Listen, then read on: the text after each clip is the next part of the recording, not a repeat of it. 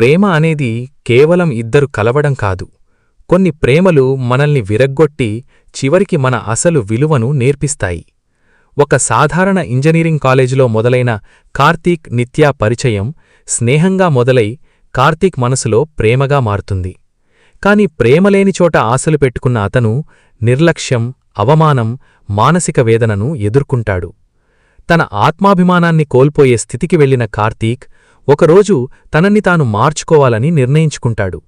ప్రేమకోసం కాదు, తన విలువ కోసం బ్రతకడం మొదలుపెడతాడు.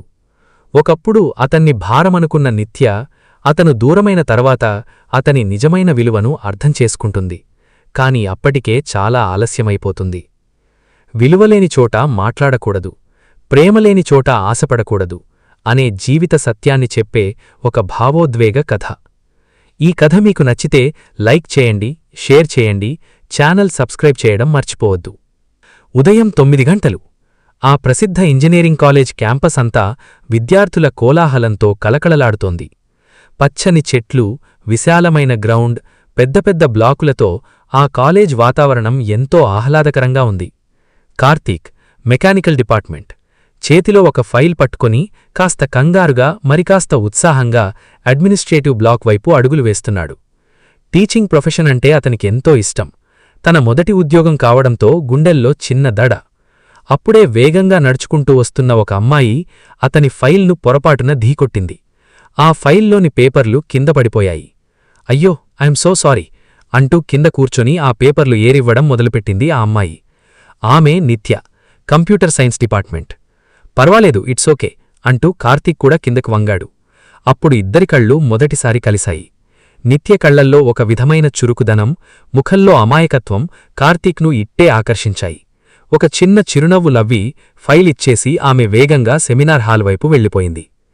ఆ తర్వాత 10 నిమిషాలకు కొత్తగా చేరిన ఫ్యాకల్టీ అందరికీ ఓరియంటేషన్ ప్రోగ్రాం మొదలైంది.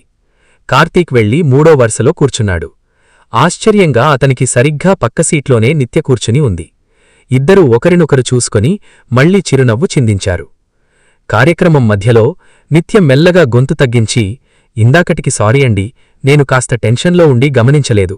బైదవే, నా పేరు నిత్య, సిఎస్సి డిపార్ట్మెంట్ అని పరిచయం చేసుకుంది నిత్య. పర్లేదండి, నా పేరు కార్తీక్, మెకానికల్ డిపార్ట్మెంట్ అని సమాధానమిచ్చాడు కార్తీక్. ఆ చిన్న పరిచయం, ఆ తొలి చిరునవ్వు వాళ్ళిద్దరి మధ్య భవిష్యత్తులో జరగబోయే ఒక పెద్ద భావోద్వేగ ప్రయాణానికి పునాది అని ఆ క్షణంలో వాళ్ళిద్దరికీ తెలియదు. మొదటి వారం గడిచింది. కార్తీక్, నిత్య ఇద్దరిదీ వేరువేరు డిపార్ట్మెంట్లే అయినా మొదటి సంవత్సరం విద్యార్థులకు క్లాసులు చెప్పాల్సి రావడంతో ఇద్దరికీ ఒకే స్టాఫ్ రూం కేటాయించబడింది. మొదటి క్లాస్ చెప్పి బయటకు వచ్చిన కార్తీక్కి టేబుల్ దగ్గర నీళ్లు తాగుతూ నిత్య కనిపించింది. క్లాస్ ఎలా జరిగింది కార్తీక్ గారు?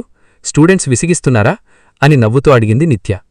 లేదండి, మొదటి క్లాస్ కదా, అంతా సైలెంట్గానే ఉన్నారు. మీ క్లాస్ ఎలా జరిగింది అని అడిగాడు కార్తీక్. నాకు పర్లేదు, కాని వాళ్లు అడిగే సిల్లీ డౌట్స్కే నాకు నవ్వాగట్లేదు అంటూ తన క్లాస్లో జరిగిన ఒక ఫన్నీ సంఘటనను కళ్లకు కట్టినట్లు చేతులతో సైగలు చేస్తూ చాలా ఉత్సాహంగా చెప్పింది. ఆమె మాట్లాడుతున్న తీరు, అప్పుడప్పుడు ముఖంపై పడుతున్న ముంగురులను సవరించుకునే విధానం, ఆమెలోని ఎనర్జీ కార్తీక్ను బాగా ఆకట్టుకున్నాయి. నిత్య స్వతహాగా చాలా చలాకీ అమ్మాయి. మనసులో ఏదీ దాచుకోకుండా నుక్కుసూటిగా, అదే సమయంలో సరదాగా మాట్లాడే తత్వం ఆమెది. కార్తీక్ మాత్రం కొంచెం సైలెంట్, ఎప్పుడూ ఆలోచిస్తూ ఉండే టైప్. ఆ రోజు నుండి వారి మధ్య సంభాషణలు పెరిగాయి. స్టాఫ్ రూంలో పక్కపక్కనే కుర్చీలు వేసుకుని సిలబస్ గురించి, ఏ స్టూడెంట్ ఎలా చదువుతాడు అనే విషయాల గురించి మాట్లాడుకోవడం మొదలుపెట్టారు. కార్తీక్కి కంప్యూటర్లో మార్కులు ఎంటర్ చేయడంలాంటి పనుల్లో నిత్య సహాయం చేసేది. అలాగే కాలేజ్ రూల్స్ అర్థం చేసుకోవడంలో కార్తీక్ ఆమెకు గైడ్ చేసేవాడు. ఉదయం గుడ్ మార్నింగ్తో మొదలయ్యే వారి మాటలు సాయంత్రం కాలేజ్ బస్ ఎక్కే వరకు ఏదో ఒక రూపంలో కొనసాగుతూనే ఉండేవి. నిత్యకు ఇదంతా కేవలం ఒక మంచి కొలీగ్తో ఉండే స్నేహం మాత్రమే. కాని కార్తీక్ మనసులో మాత్రం ఆమె చురుకుదనం, నవ్వు, ఆమె వ్యక్తిత్వం మెల్లమెల్లగా ఒక బలమైన ముద్ర వేస్తున్నాయి. తనకి తెలియకుండానే నిత్య స్టాఫ్ రూంలో లేకపోతే ఆమె కోసం అతని కళ్ళు వెతకడం మొదలుపెట్టాయి. ఆ స్నేహం అనే పునాదిపై కార్తీక్ ప్రేమ అనే ఆశల పల్లకి పేర్చడం ఆ క్షణం నుండే మొదలైంది. ఆ రోజు మధ్యాహ్నం ఇద్దరికీ ఒకేసారి క్లాసులు లేకపోవడంతో మొదటిసారి కలిసి క్యాంటీన్కి వెళ్లారు. కాలేజ్ క్యాంటీన్ విద్యార్థుల అల్లరితో సందడిగా ఉంది. ఇద్దరూ ఒక పక్కనున్న టేబుల్ దగ్గర కూర్చున్నారు. ఏం తీసుకుంటారు కార్తీక్ గారు అని నిత్య అడిగింది. నాకు ఫిల్టర్ కాఫీ అంటే ప్రాణం, మైండ్ రిఫ్రెష్ అవుతుంది అన్నాడు కార్తీక్. వెంటనే నిత్య కళ్ళు పెద్దవయ్యాయి. వావ్, నాక్కూడా! ఈ కాలంలో అందరూ క్యాపుచీనో, లాటే అంటూ తిరుగుతుంటే మనకి మాత్రం ఈ ఫిల్టర్ కాఫీనే ఇష్టం అంటూ నవ్వింది. ఆ 2 కాఫీ కప్పుల మధ్య వాళ్ల మాటలు కాలేజీ విషయాలు దాటి వ్యక్తిగత ఇష్టాల వైపు మళ్ళాయి. ఇద్దరికీ ఇష్టమైన రచయితల గురించి మాట్లాడుకున్నారు. కార్తీక్కి ఇష్టమైన ఒక నవల నిత్యకు కూడా అత్యంత ఇష్టమైన పుస్తకమని తెలియడంతో వారి మధ్య ఒక తెలియని కనెక్షన్ ఏర్పడింది. ఇద్దరికీ పాత మెలోడీ పాటలంటే ఇష్టమని తెలిసింది. ఒకేలాంటి అభిరుచులు ఉండడం వల్ల కేవలం కొద్ది రోజుల్లోనే వారి మధ్య ఉన్న ఫార్మాలిటీ పోయి ఒక కంఫర్ట్ జోన్ ఏర్పడింది. గారు అనే పిలుపు పోయి ఒకరినొకరు పేర్లతో పిలుచుకునేంత చనువు పెరిగింది. ఆ రోజు ఆ కాఫీ కప్పులలోని చేదును దాటి వాళ్ల స్నేహం ఒక తీయని మలుపు తిరిగింది. రోజులు గడుస్తున్నాయి. ఒకరోజు సాయంత్రం స్టాఫ్ రూంలో ఇద్దరూ తమ పేపర్లు కరెక్షన్ చేసుకుంటూ ఉన్నారు. వర్షం పడుతోండడంతో బయట చల్లటి గాలి వీస్తోంది. కార్తీక్, నా లైఫ్లో నాకంటూ కొన్ని గోల్స్ ఉన్నాయి అంటూ తన కలాన్ని పక్కన పెట్టి చెప్పడం మొదలుపెట్టింది నిత్య. నేను కేవలం ఒక టీచర్గా ఆగిపోకూడదు. నా సబ్జెక్ట్లో పీహెచ్డీ చెయ్యాలి. సొంత కాళ్లపై నిలబడాలి. నాకంటూ ఒక గుర్తింపు తెచ్చుకోవాలి. ఆడపిల్ల అనగానే పెళ్లిచేసి పంపించేయడం కాదు, నాకంటూ ఒక ప్రపంచముండాలి అని చాలా ఆత్మవిశ్వాసంతో చెబుతోంది. కార్తీక్ చేతిలో ఉన్న పెన్ అలాగే ఆగిపోయింది. అతను నిత్యనే చూస్తున్నాడు. అప్పటివరకు ఆమె కేవలం ఒక అందమైన, అల్లరి చేసే అమ్మాయి మాత్రమే అనుకున్నాడు. కాని ఆమెలో ఇంత పరిణితి, అంటే మెచ్యూరిటీ, ఇంత పట్టుదల ఉన్నాయని అతనికి ఆ క్షణంలోనే అర్థమైంది. ఆమె మాట్లాడుతున్న తీరు, కళ్లల్లో కనిపిస్తున్న ఆశయం, మాటల్లోని స్పష్టత కార్తీక్ను పిచ్చిగా నచ్చేశాయి. ఆ క్షణంలో అతని మనసులో ఒక తెలియని అలికిడి మొదలైంది. ఒక మనిషి అందాన్ని చూసి ఇష్టపడడం ఆకర్షణ అయితే, వాళ్ల వ్యక్తిత్వాన్ని చూసి ఇష్టపడడం ప్రేమ. కార్తీక్లో ఆ ప్రేమ పునాది పడింది. ఆ వర్షపు సాయంత్రం నిత్య మాటల సాక్షిగా తన మనసును పూర్తిగా ఆమెకు అర్పించేశాడు కార్తీక్. కార్తీక్ మనసులో నిత్యకు ఒక ప్రత్యేకమైన స్థానం ఏర్పడింది. కాని నిత్య మనసులో కార్తీక్ కేవలం ఒక అత్యుత్తమ స్నేహితుడు, మంచి కొలీగ్ మాత్రమే. ఇక్కడే కార్తీక్ ఒక పెద్ద పొరపాటు చేయడం ప్రారంభించాడు. నిత్య చేసే ప్రతి చిన్న పనిలోనూ కార్తీక్ తనకు అనుకూలంగా అర్థాలు వెతుక్కోవడం మొదలుపెట్టాడు. నిత్య తన క్యారేజ్లోని కూరను కార్తీక్తో పంచుకుంటే తనకి నాపై ఉన్న శ్రద్ధ వల్లే కదా పెడుతోంది అని అతను మురిసిపోయేవాడు. అంటే నిత్య ఉద్దేశంలో అది స్నేహం మాత్రమే.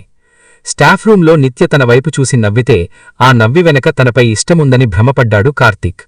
ఉదయం నిత్య రాకపోతే ఆమెకు మెసేజ్ చేయడం, ఆమె క్యాబ్ దిగే వరకు గేట్ దగ్గర వెయిట్ చేయడం మొదలుపెట్టాడు. ప్రేమలేని చోట ఆశపడకూడదు అనే సత్యం కార్తీక్కి అప్పుడు గుర్తురాలేదు.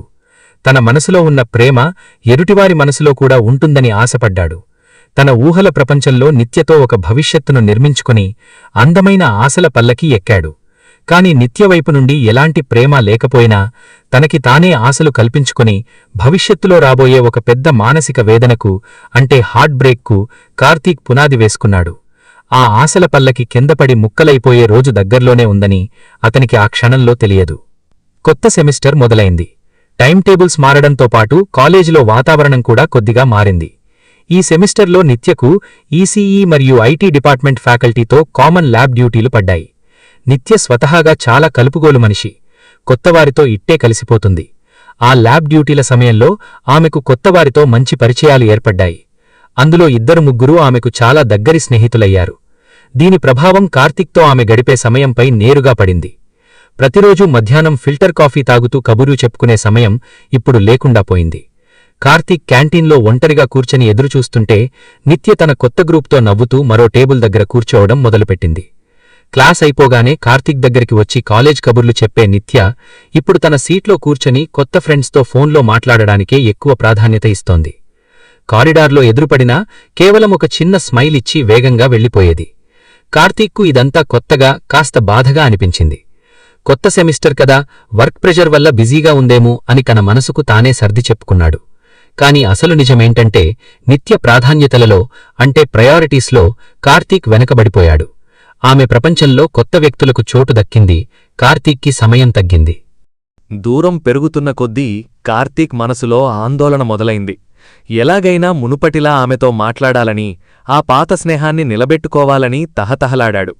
నేరుగా మాట్లాడే అవకాశం దొరక్కపోవడంతో మొబైల్ ద్వారా ఆమెకు దగ్గరవ్వాలని ప్రయత్నించాడు. కాని అక్కడే అతనికి ఎదురుదెబ్బ తగిలింది. ప్రతిరోజూ ఉదయం కార్తీక్ ఎంతో ఇష్టంగా పంపే good morning have a great day మెసేజ్కు మునుపు ఒక నవ్వుతున్న ఎమోజీతో వెంటనే రిప్లై ఇచ్చే నిత్య ఇప్పుడు గంటల తరబడి ఆ మెసేజ్ను చూడ్డమే మానేసింది. ఒకరోజు మధ్యాహ్నం 2 గంటల సమయంలో కార్తీక్ మనసు పట్టలేక మెసేజ్ చేశాడు. కార్తీక్, లంచ్ చేశావా నిత్య? ఈరోజు క్యాంటీన్కి రాలేదేంటి? మెసేజ్ డెలివరీ అయింది. బ్లూటిక్స్ వచ్చాయి, కాని రిప్లై లేదు. కార్తీక్ తన ఫోన్ వైతే చూస్తూ కూర్చున్నాడు. 1 గంట గడిచింది. 2 గంటలు గడిచాయి. నిత్య ఆన్లైన్లోకి వస్తోంది, వెళుతోంది. కాని కార్తీక్ మెసేజ్కి మాత్రం సమాధానం లేదు. సాయంత్రం 5 గంటలకు కనీస భావోద్వేగం లేని ఒకే ఒక్క మాట రిప్లైగా వచ్చింది. నిత్య, బిజీ. మరో రోజు సాయంత్రం ఇంటికి వెళ్ళాక, కార్తీక్, రేపు ఫస్ట్ అవర్ క్లాసుందా నీకు? ఉదయం త్వరగా వస్తున్నావా? నిత్య, వర్క్లో ఉన్నాను. కార్తీక్ మనసులో ఎన్నో ప్రశ్నలు. నా మెసేజ్కి రిప్లై ఇవ్వడానికి 1 నిమిషం కూడా దొరకనంత బిజీగా ఉందా, లేక నన్ను ఉద్దేశపూర్వకంగానే అవాయిడ్ చేస్తోందా?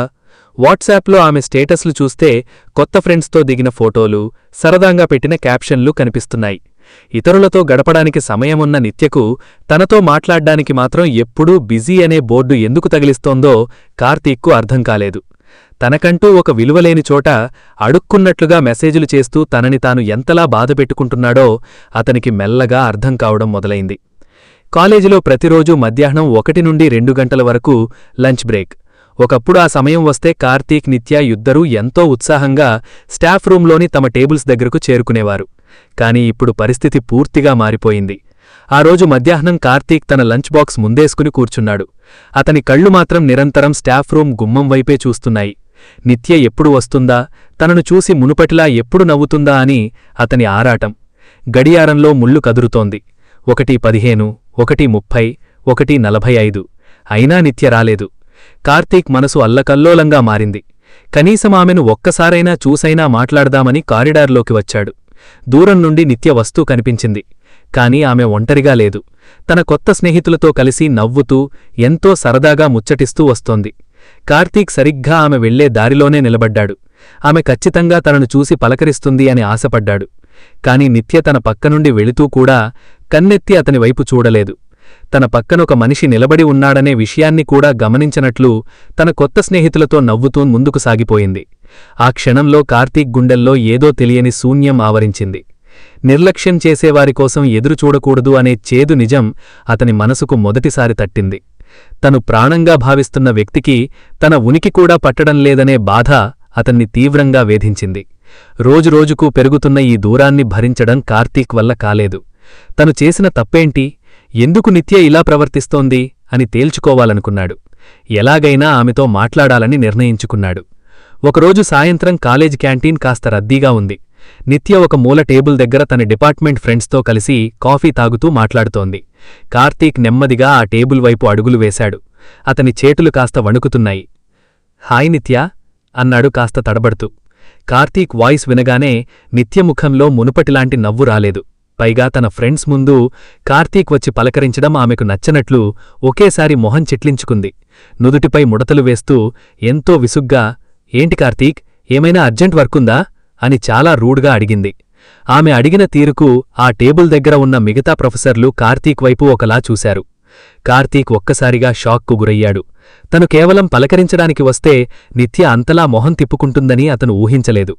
అందరి ముందు ఆమె ప్రవర్తించిన తీరు అతనికి అవమానంగా అనిపించింది.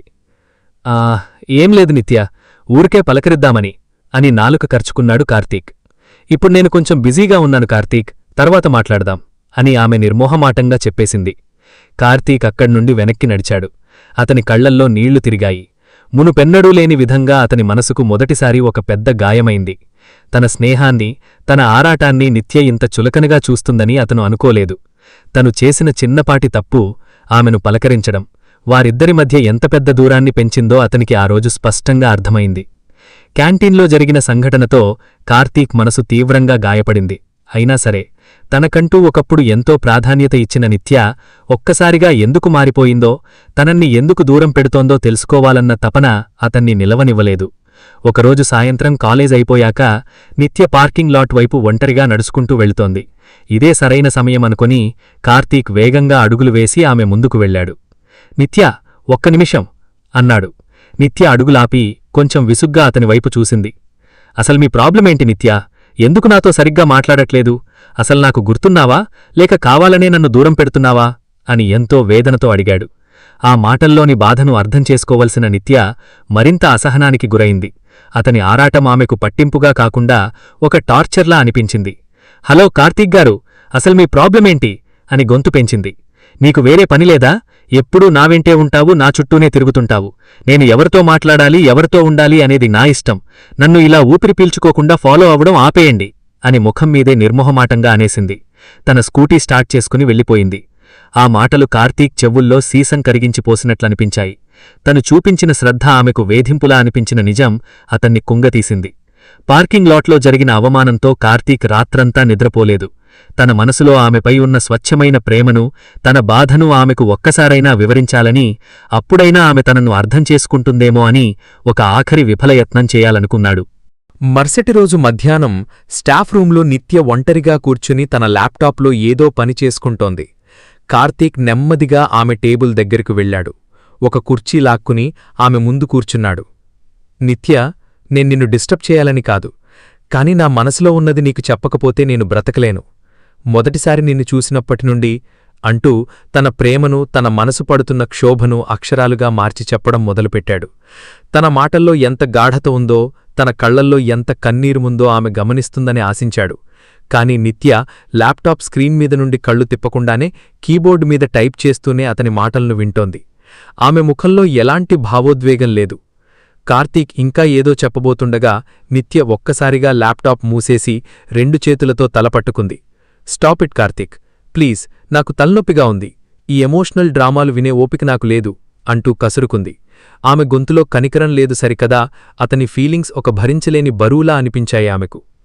ఆ ఒక్క క్షణంలో కార్తీక్ గుండె ముక్కలైనా జీవితానికి సరిపడా ఒక అతిపెద్ద సత్యం అతనికి బోధపడింది. ఎదుటివారికి మన మాటలంటే ఆసక్తి లేనప్పుడు మన మనసులోని అక్షరాలకు ఎలాంటి విలువ ఉండదు. మన ప్రేమ, మన ఆరాటం ఎదుటివారికి ఒక బరం అనిపించినప్పుడు అక్కడ మన భావాలు పంచుకోవడం మనల్ని మనం చంపుకోవడంతో సమానం. నిత్యకు తన ప్రేమ కేవలం ఒక తలనొప్పి అని అర్థమయ్యాక కార్తీక్ నిశ్శబ్దంగా కుర్చీలోంచి లేచాడు. ఒక్క మాట కూడా మాట్లాడకుండా అక్కడి నుండి వెళ్ళిపోయాడు. భారం అనుకునేవాళ్లతో భావాలు పంచుకోకూడదు అన్న సత్యం అప్పటినుండి అతని మనసులో ఒక బలమైన నియమంగా మారింది. తన భావాలను నిత్యకు చెప్పిన తర్వాత పరిస్థితి మరింత దిగజారింది. నిత్య ఇప్పుడు కార్తీక్ని ఉద్దేశ్యపూర్వకంగానే ప్రతిక్షణం అవాయిడ్ చేయడం మొదలుపెట్టింది. ఆమె ప్రవర్తనలో ఆ మార్పు చాలా స్పష్టంగా కనిపించేది. కారిడార్లో కార్తీక్ ఎదురుగా వస్తుంటే చూసి కూడా ఆమె పక్కనున్న ల్యాబ్లోకి వెళ్ళిపోవడం లేదా దారి మార్చుకుని వేరే వైపు వెళ్ళిపోవడం చేసేది. కార్తీక్ స్టాఫ్ రూంలోకి అడుగుపెట్టగానే నిత్య వెంటనే తన పుస్తకాలు తీసుకుని లైబ్రరీకి వెళ్ళిపోయేది. అయినా సరే కార్తీక్ మనసు వినలేదు. తనపై ఆమెకున్న కోపాన్ని ఎలాగైనా తగ్గించి కనీసం మునపటిలా సామాన్యంగా మాట్లాడుకునే స్థితికి తీసుకురావాలని ఆరాటపడ్డాడు. ఒకరోజు ల్యాబ్ రికార్డుల విషయంలో నిత్య ఇబ్బంది పడుతుంటే, నేను సహాయం చేయనా నిత్య అని అడిగాడు. దానికి ఆమె తన ముఖం వైపు కూడా చూడకుండా, థ్యాంక్స్, నాకు నా పనులు చేసుకోవడం వచ్చు అని కటువుగా సమాధానం చెప్పింది. మరోసారి క్యాంటీన్లో ఆమెకు ఇష్టమైన స్వీట్ తీసుకొచ్చి ఇవ్వబోతే, నాకు ఇష్టం లేదని చెప్పండి అని పక్కనున్న అటెండర్తో చెప్పి అక్కడి నుండి వెళ్ళిపోయింది. ఆ క్షణంలో కార్తీక్కు ఒక పెద్ద జీవిత సత్యం అర్థమైంది. దూరం పెడుతున్న వారికి దగ్గరవ్వకూడదు. మనం ఎంతలా తగ్గిపోయి దగ్గరవ్వాలని ప్రయత్నిస్తే అవతలివాళ్లు అంతగా విసుక్కుంటారు.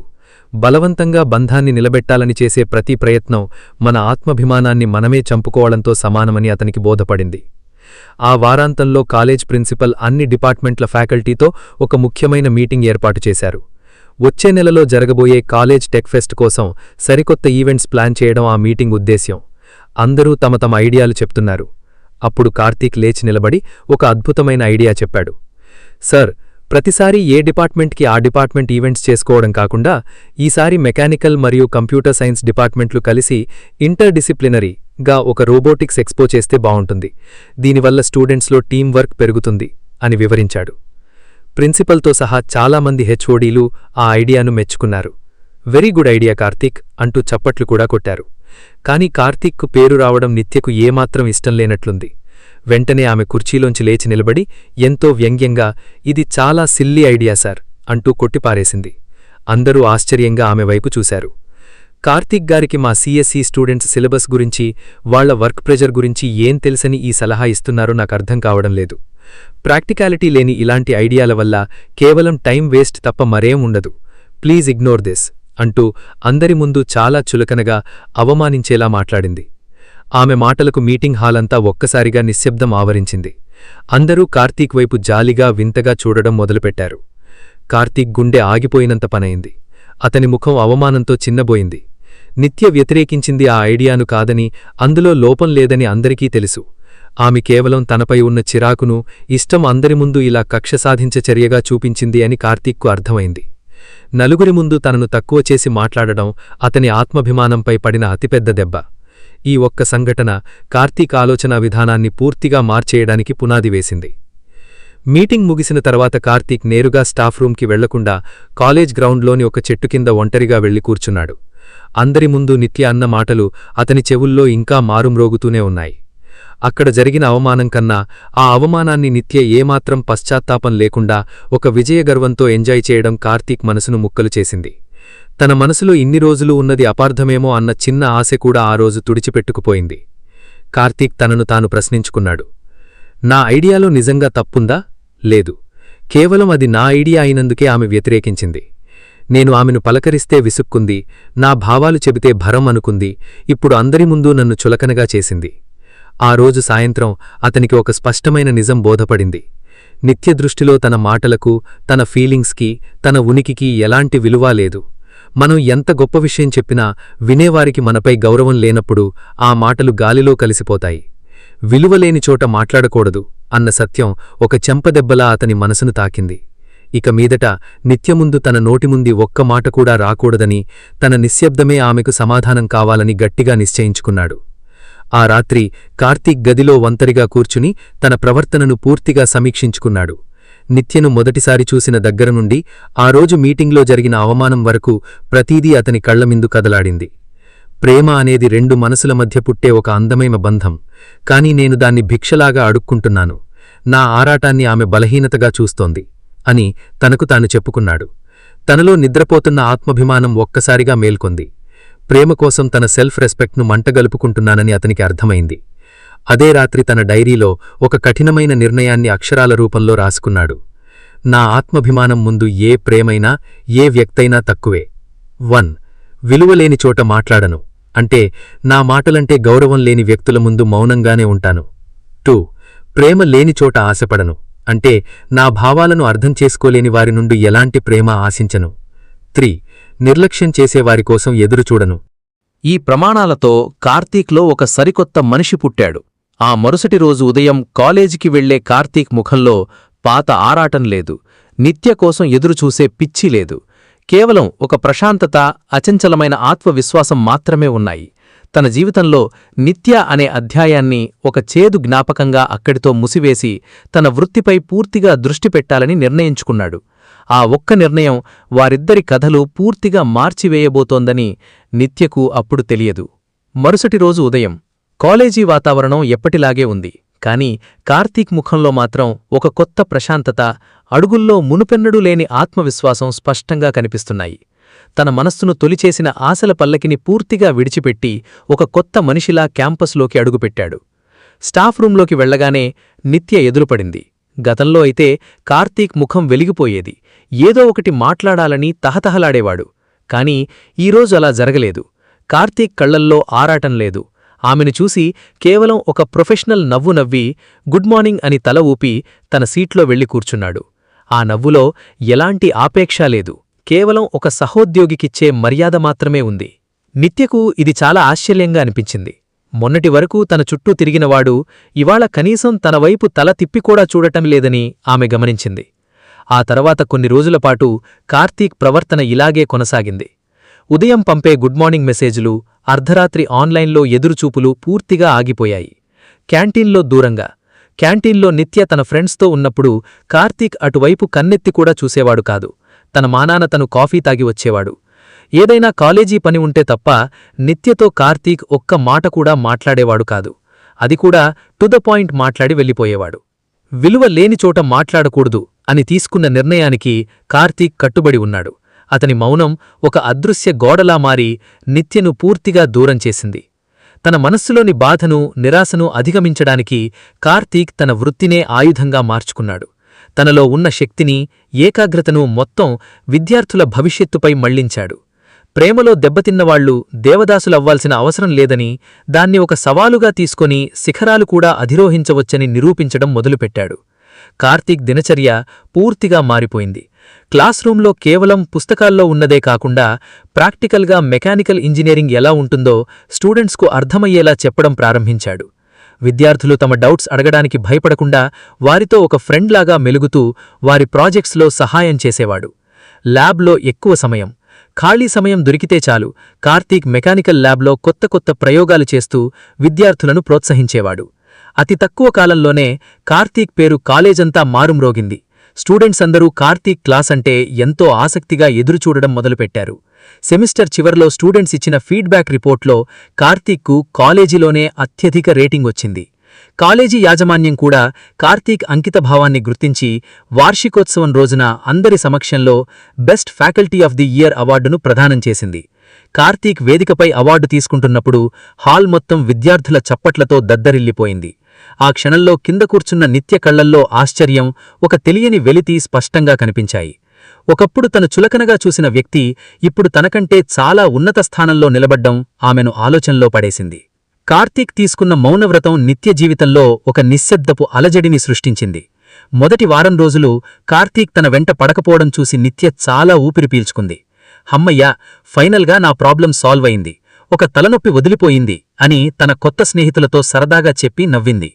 కాని రోజులు గడుస్తున్న కొద్దీ ఆ ప్రశాంతత ఒక శూన్యంగా మారడం మొదలైంది.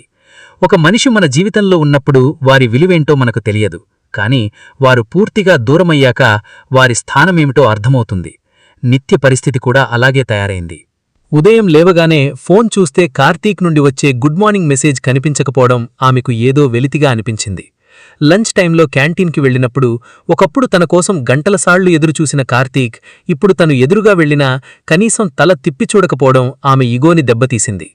తన కొత్త స్నేహితులు కేవలం వర్క్ ఉన్నప్పుడు, పార్టీలున్నప్పుడు మాత్రమే కలుస్తున్నారని, కార్తీక్ చూపించిన స్వచ్ఛమైన శ్రద్ధ వారిలో లేదని నిత్యకు మెల్లగా అర్థం కావడం మొదలైంది.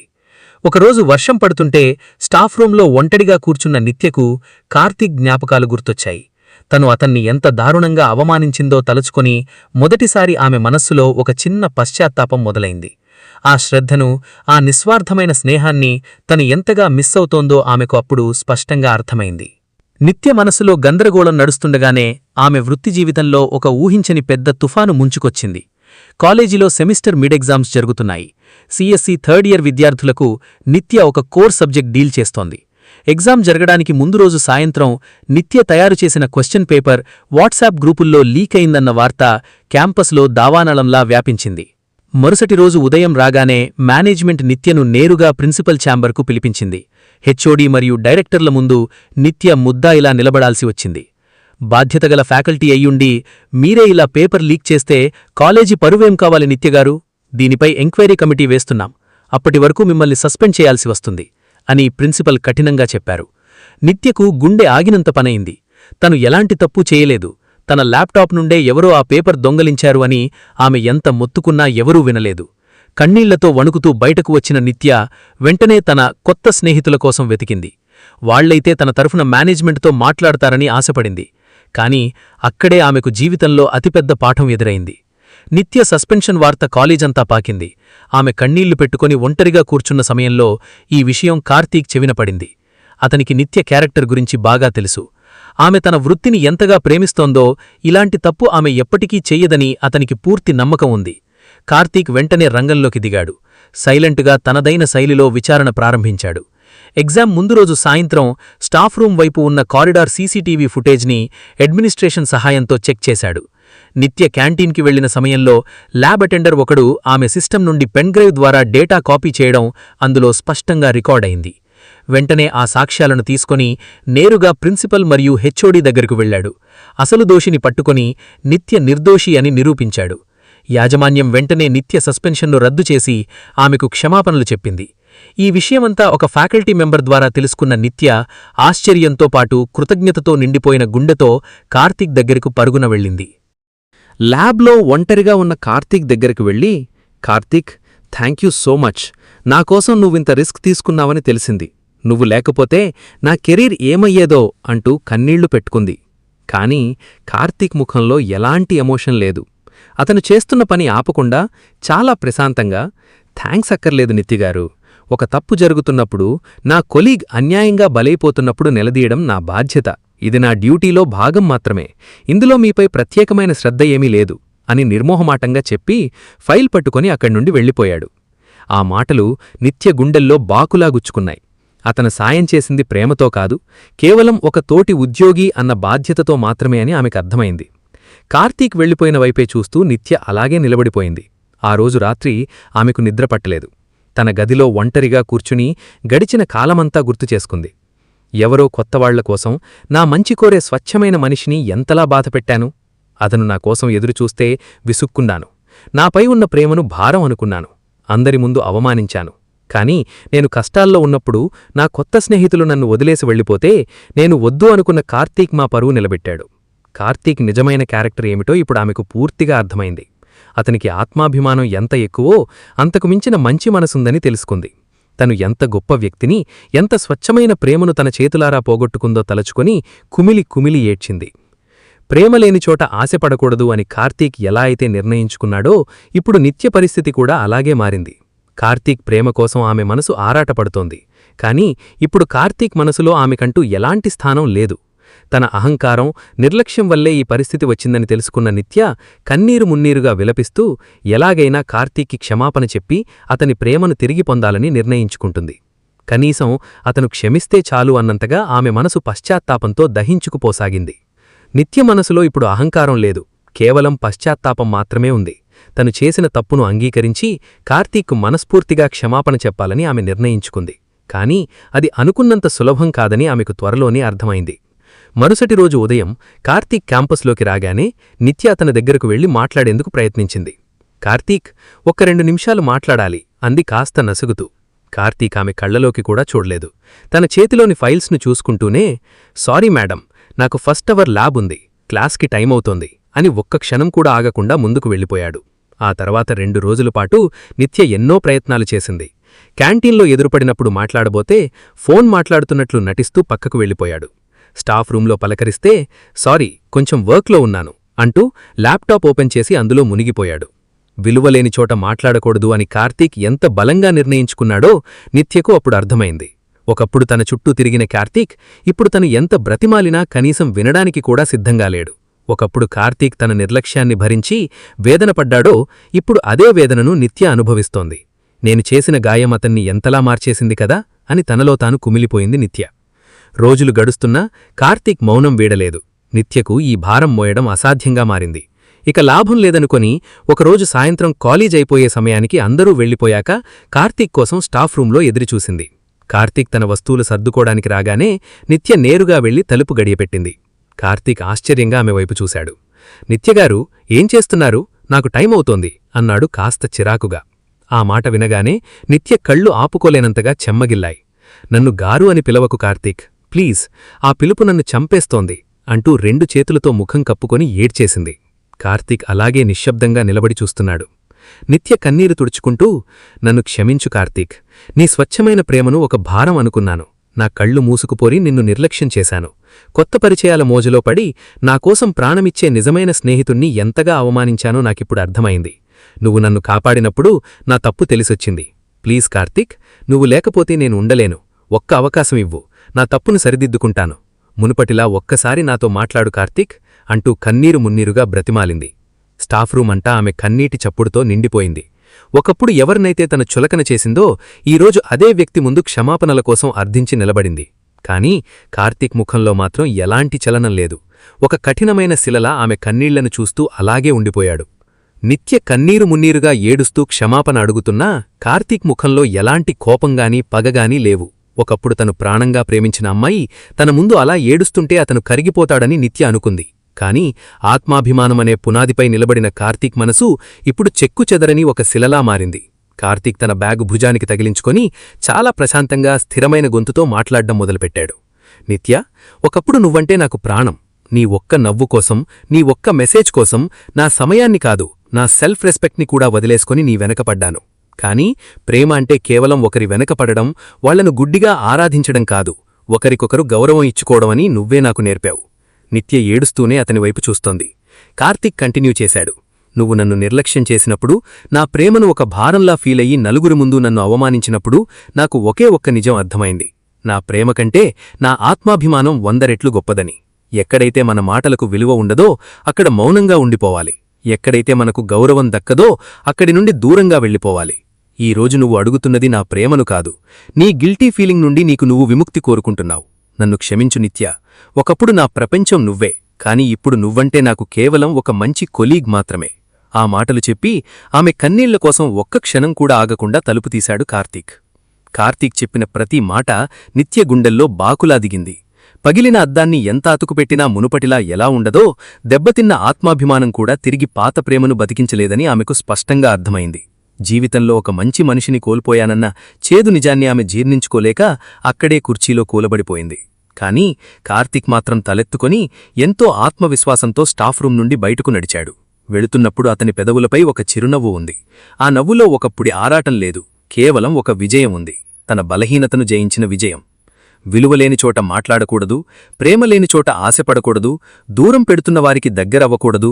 ఈ నియమాలను తన జీవితానికి అన్వయించుకొని ప్రేమ అనే మాయలోపడి తన్ని తాను కోల్పోకుండా తన వృత్తిలో శిఖరాలను చేరుకునే దిశగా అడుగులు వేసి, ఆత్మాభిమానం ముందు ఏ ప్రేమైనా, ఏ వ్యక్తైనా తక్కువే అని నిరూపిస్తూ తనకంటూ ఒక కొత్త ఉన్నతమైన జీవితాన్ని నిర్మించుకోవడంతో కార్తీక్ కథ గర్వంగా ముగుస్తుంది.